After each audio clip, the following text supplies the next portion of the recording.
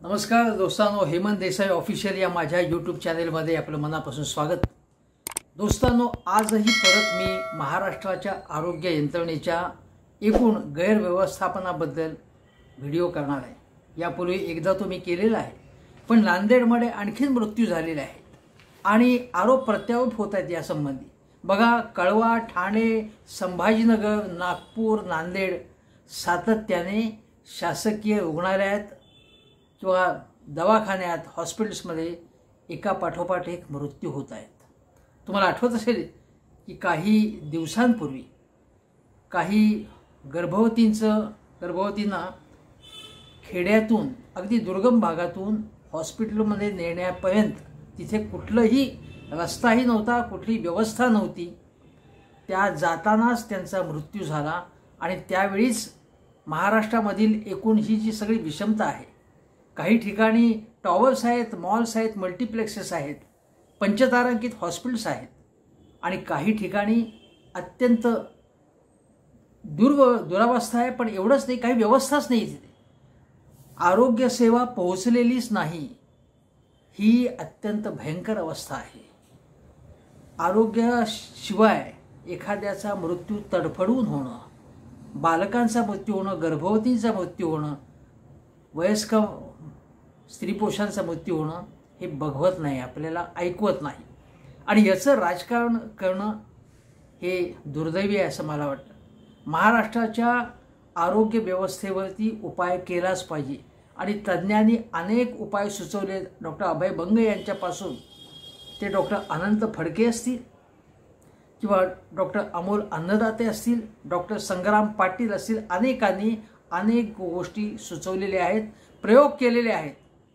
म्हणजे आमटे कुटुंबांनी तर खूप सेवा केलेली आहे समाजाची। इतके मोठे आपल्याकडे समाज हितैषी असे डॉक्टर्स आहेत, सामाजिक कार्यकर्ते, पण सरकारी अनास्था मात्र आहेच आणि त्या सरकारी अनास्थेमुळे अनेक बळी पडत आहेत। आणि याच्या संबंधी जर प्रश्न कोणी विचारले तर त्यांना प्रतिप्रश्न विचारले जातात। ही अत्यंत भयंकर अवस्था आहे। मी तुम्हाला सांगतो की मोदी यांनी सत्तेवरती आल्यापासून त्यांच्या सरकारच्या कुठल्याही धोरणाबद्दल, कुठल्याही कार्यक्रमाबद्दल, कुठल्याही गैरव्यवहारांबद्दल जर कोणी प्रश्न उपस्थित केले तर काँग्रेसच्या काळात 70 वर्षात काय झालं होतं, तुमच्या काळात तुम्ही हे करत होता, ते करत होतात, असे प्रतिप्रश्न विचारायचे आणि मूळ जे सवाल वर्तमान काळाबद्दल विचारले त्याच्यापासून लक्ष दुसरीकडे न्यायचं ही त्यांची रीत होती। आणि याच पद्धतीने सध्याचं महाराष्ट्रातलं सरकार देखील वागत आहे। त्याच पॅटर्नवर देवेंद्र फडणवीस असतील किंवा एकनाथ शिंदे असतील आणि आता आणखीन एक इंजिन जोडलं गेलं आहे ते अजितदादांचं, हे वागत आहेत। म्हणजे नांदेडमध्ये एवढं मोठं मृत्यूकांड घडलं, त्यानंतर मुख्यमंत्री तिथे गेले नाहीत, आरोग्यमंत्री तानाजी सावंतही फिरकले नाहीत। त्यांनी काय केलं तर तिथल्या डीनला त्याच्यावरती सदोष मनुष्यवधाचा आरोप करण्यात आला, गुन्हा नोंदवण्यात आला। आज उद्धव ठाकरे यांनी पत्रकार परिषद घेतली आणि सांगितलं की त्यांच्यावरचं जर असा सदोष मनुष्यवधाचा गुन्हा नोंदवण्यात आला असेल तर मग कळव्याला, नागपूरला, संभाजीनगरला जे काही प्रकार घडले त्यावेळी का गुन्हा नोंदवण्यात आला नाही। शिंदे गटाचे खासदार हेमंत पाटील यांनी त्या डीनला तिथे जाऊन शौचालय साफ करायला लावले। आता हा उपाय होता का त्याच्यावरती? मी तिथे मृत्यू झाले, दुर्दैवी मृत्यू आहे, त्यांना जाब विचारा, पण त्यांना हे साफसफाई करायला लावली तुम्ही। त्यावेळी मग त्या डीननीच ॲट्रॉसिटीचा गुन्हा नोंदवला आणि तो गुन्हा त्यांनी मागे घ्यावा म्हणून सदोष मनुष्यवधाचा गुन्हा नोंदवण्यात आलाय का, असा सवाल उद्धव ठाकरे यांनी विचारला। उद्धव ठाकरे यांनी आज पत्रकार परिषदेमध्ये चांगलं इंजेक्शन टोचलं, अनेक मुद्दे मांडले त्यांनी।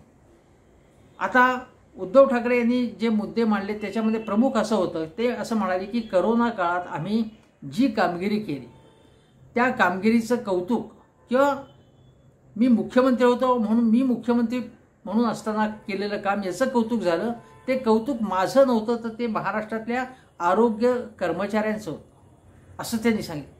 मग डॉक्टर्स असतील, डॉक्टर्सना मदत करणारे जे शिकाऊ डॉक्टर्स असतील, नर्सेस असतील, वॉर्ड बॉयज असतील किंवा सर्व जो वैद्यकीय स्टाफ असतो, त्या सगळ्यांनी करोना काळात मी करोना योद्ध्यासारखं काम केलं.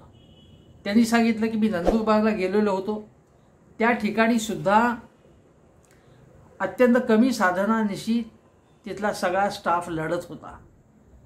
उद्धव ठाकरे घरी बसलेत पण नंदुरबारला गेले होते ते. मी उद्धव ठाकरे यांचं इथे समर्थन करायला बसलो नाही मित्रांनो.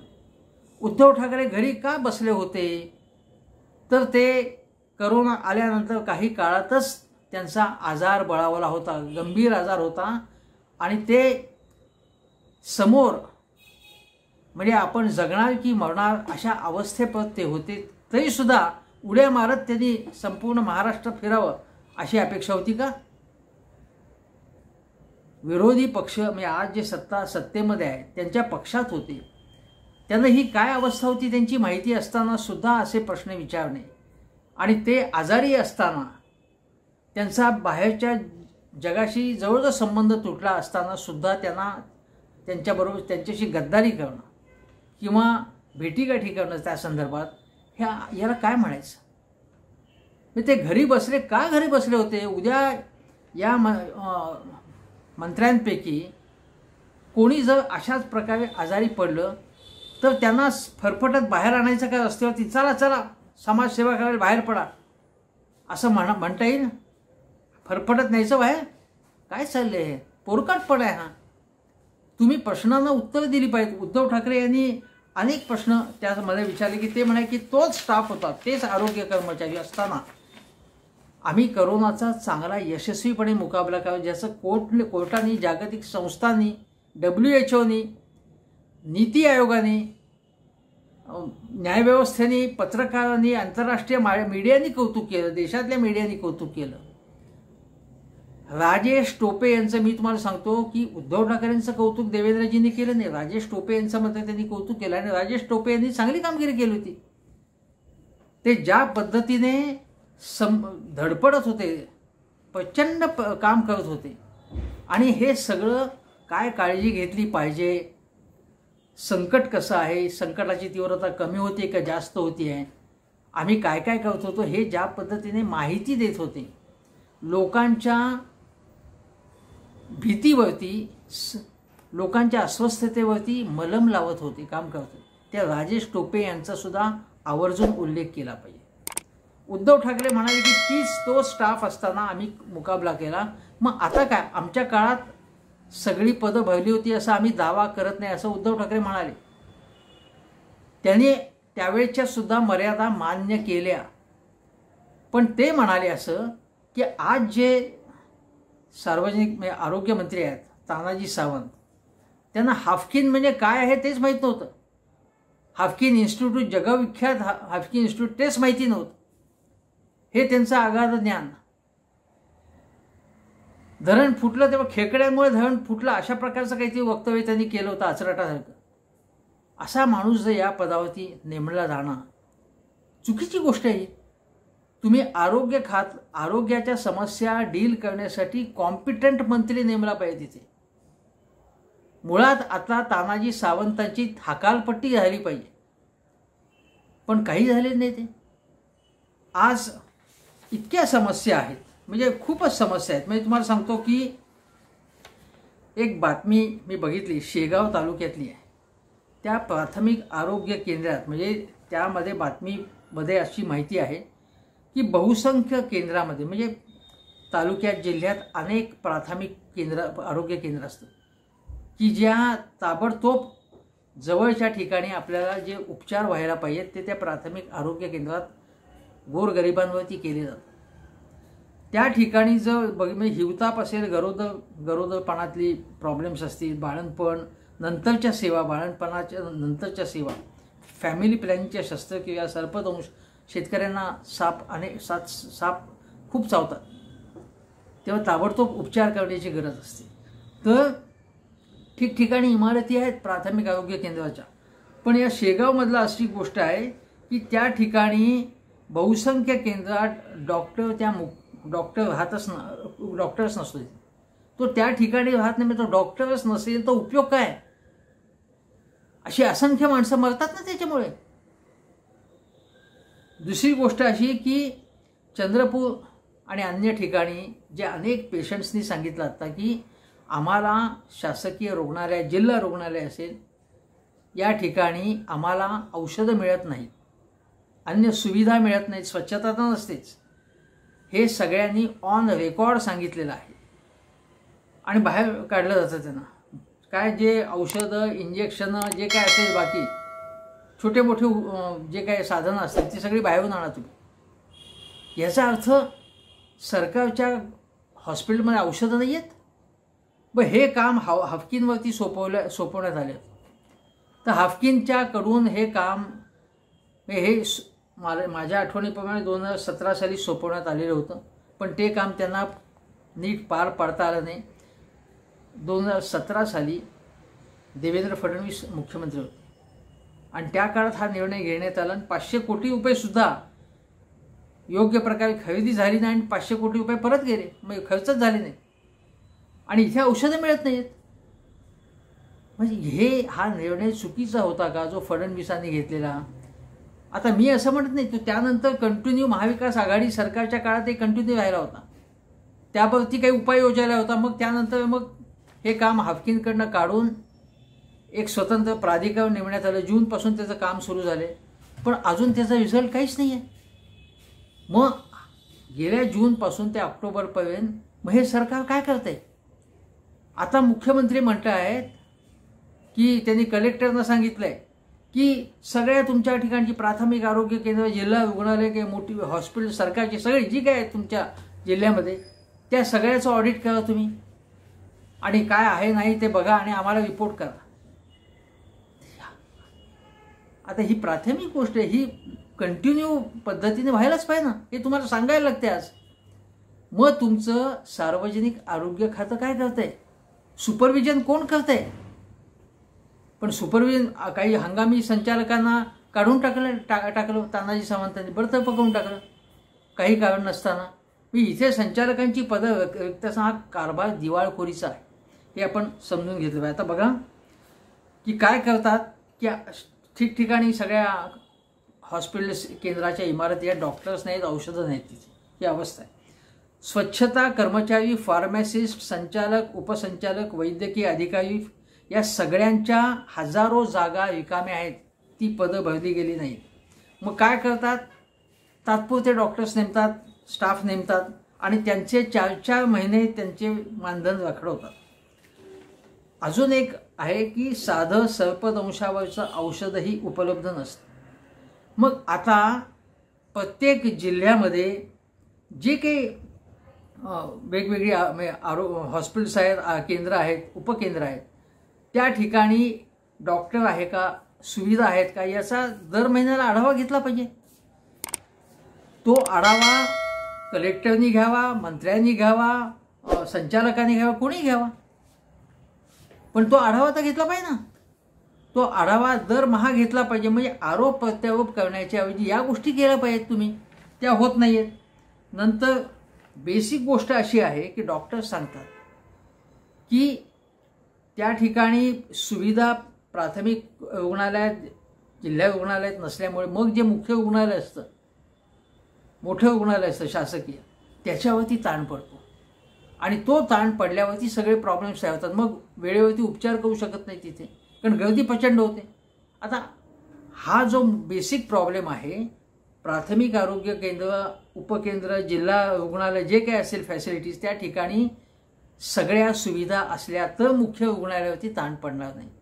याच्यावरती सोल्युशन काढणार आहेत की नाही, औषधं ठिकठिकाणी साठा पुरेसा आहे का नाही त्याची सुपरविजन करणार आहेत की नाही, मुख्यालयामध्ये हॉस्पिटलमध्ये आरोग्य केंद्रात डॉक्टर असलाच पाहिजे, त्याकडे तुम्ही लक्ष देणार आहात की नाही. तुम्ही काय करता, ठिकठिकाणी मेडिकल कॉलेजेसची घोषणा करण्यात आली, तिथे स्टाफ आहे का, डॉक्टर्स आहेत तिथे, कारण त्या मेडिकल कॉलेजच्या बरोबर हॉस्पिटल लागतं तिथे तुम्ही स्टाफ नवीन कॉलेज आहे, नवीन हॉस्पिटल तिथे पाठवणार, स्टाफ आहे त्या ठिकाणी तर तुम्ही तिकडे ट्रान्सफर करणार. या समस्यांवरती तुम्ही सोल्युशन काढलं पाहिजे. उद्धव ठाकरे यांनी जो मुद्दा उपस्थित केला आहे तो असा आहे की नांदेडला भेट दिली नाही कोणी, तानाजी सावंत नाही, मुख्यमंत्र्यांनी भेट दिली नाही. मुख्यमंत्री हे नागपूरला पूर आला असताना किंवा नांदेडसारखी घटना घडलेली असताना गणपती उत्सवात मग्न होते आणि बॉलिवूड तारका त्यांच्याकडे येत होते, बडे बडे सेलिब्रिटीज लोक येत होते, त्यांच्याबरोबर फोटो काढण्यामध्ये ते मग्न होते. अशी जहरी टीका उद्धव ठाकरे यांनी केलेली आहे. कोणीतरी ही टीका करायलाच पाहिजे, कारण हे सातत्याने नुसते कार्यक्रम करत असतात. म्हणजे मुख्यमंत्र्यांनी अशाही तक्रारी आहेत की मुख्यमंत्री मंत्रालयातच नसतात. मंत्रालयात कोण जास्त वेळ असतं तर अजितदादा असतात. देवेंद्रजींपेक्षाही अजितदादा मंत्रालयात जास्त असतात. आम्ही सामान्य लोकांमध्ये फिरतो म्हणजे काय करता तुम्ही? तुम्ही या गोष्टींकडे लक्ष देता की नाही? तुम्ही लक्ष देत नाही आहेत तुम्ही तिथे, आणि केवळ तुम्ही स्टंटबाजी करता. मुख्यमंत्री सहाय्यता कक्षातून मदत मिळते ही चांगली गोष्ट आहे, मी अजिबात नाकारत नाही आहे. पण त्याच्यामध्ये सुद्धा एक पॉलिसी असली पाहिजे, आणि ती पॉलिसी अशी व्यापक पॉलिसी असली पाहिजे की आपोआप जे संकटात आहेत त्यांना मदत मिळाली पाहिजे. कोणाला मदत केली की आम्ही कशी मदत केली याची तुम्ही अवश्य काय ती जाहिरात करा, पण मुळात ती पॉलिसी असली पाहिजे. कारण मुख्यमंत्री सहाय्यता निधी हा जनतेचा कोणी दिलेला देणग्यांचाच पैसा आहे. तो काय मुख्यमंत्री स्वतः खिशातनं देत नाहीत ते पैसे. तेव्हा त्यामध्ये त्यांनी कोणावरती उपकार केले, त्यांनीच कोणाला मदत केली, अशा प्रकारचं पर्सनलाइज्ड काही असता कामा नये असं माझं म्हणणं आहे. मदत करत आहात, मुख्यमंत्र्यांनी देखील मदत अनेकांना केली आहे. त्यांचे आरोग्याचं सगळं काम करणारे मंगेश चिवटे हे धडपडत असतात त्यासाठी, त्या दोघांचंही त्याबद्दल कौतुक आहे. पण एक पॉलिसी असली पाहिजे, आणि त्यामुळे इंडिव्हिज्युअली कोणी कोणाला मदत करतंय असं असण्यापेक्षा एक पॉलिसी म्हणून सगळ्यांना मदत मिळाली पाहिजे. पण आज होतंय काय की वैद्यकीय सेवेचं एकीकडे खाजगीकरण करायचं, विमा कंपन्यांच्या हातात सगळा कारभार सोपवायचा आणि जाहिरातबाजी करायची, आणि मूळ प्रश्न सोडवायचे नाहीत. हा भाग झाला.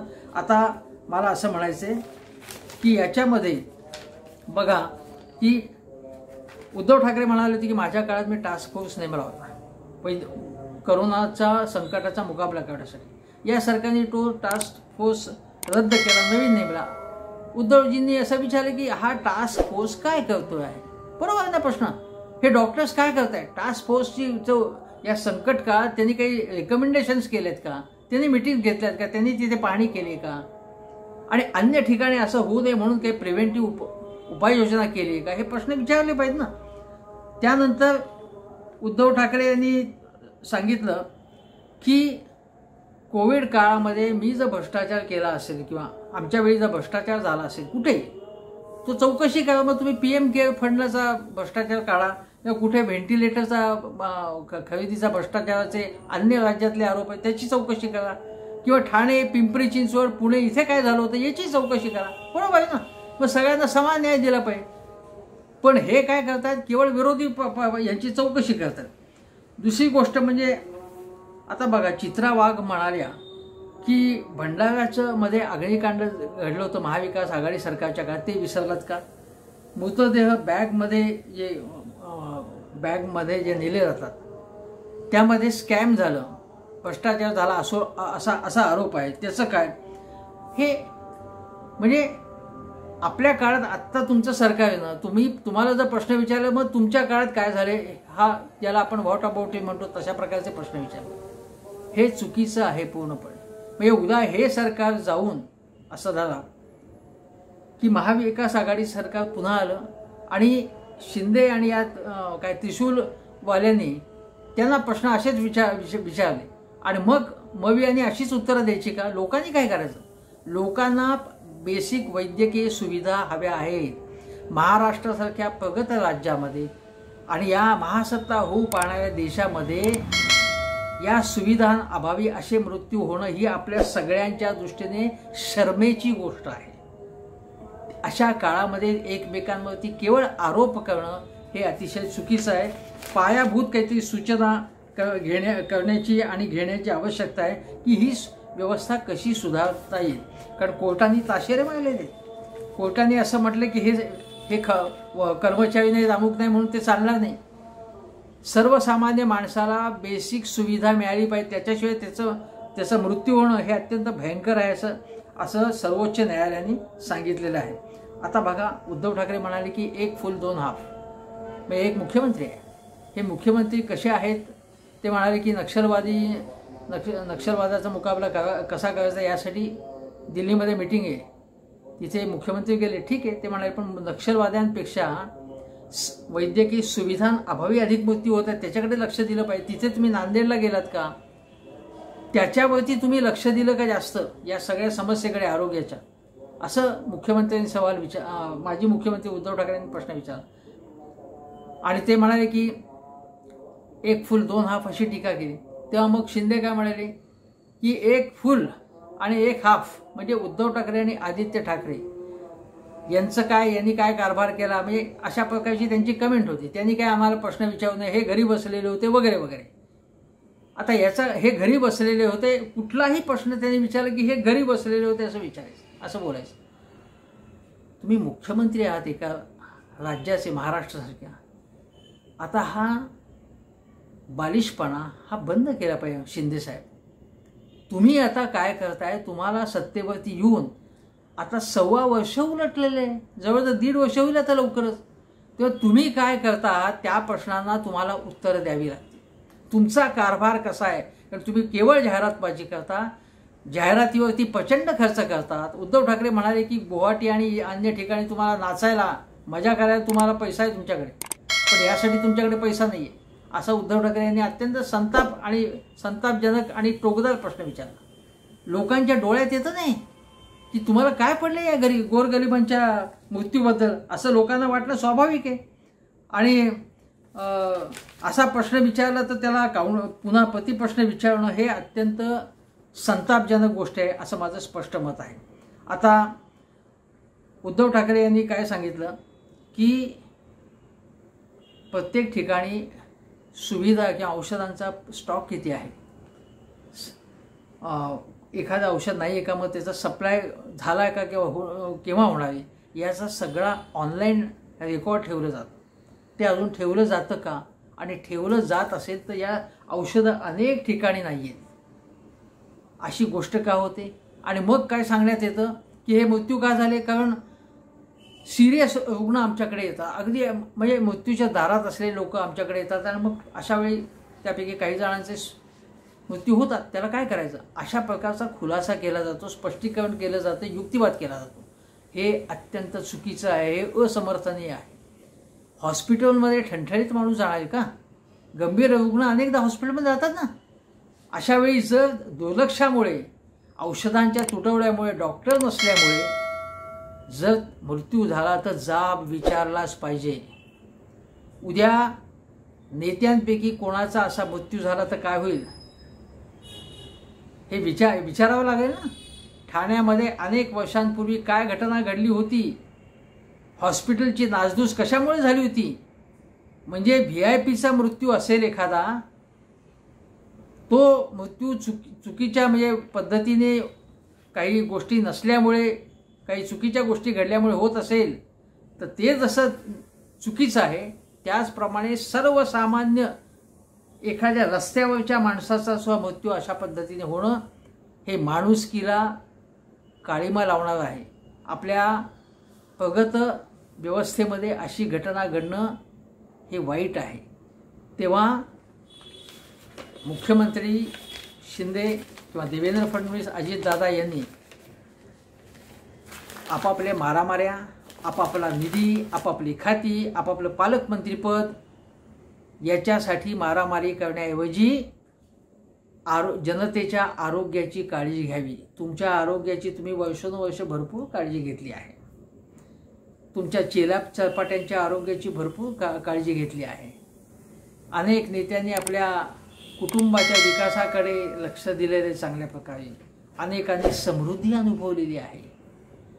आणि अशा वेळी हे सगळं संकट समोर दिसत असताना तुम्ही विरोधकांवरती प्रत्यारोप करणं आणि उद्धवजींनी काही आरोप केले तर त्यांची चेष्टा करणं तुच्छतेने त्यांना टोमणे मारणं हे अतिशय चुकीचं आहे.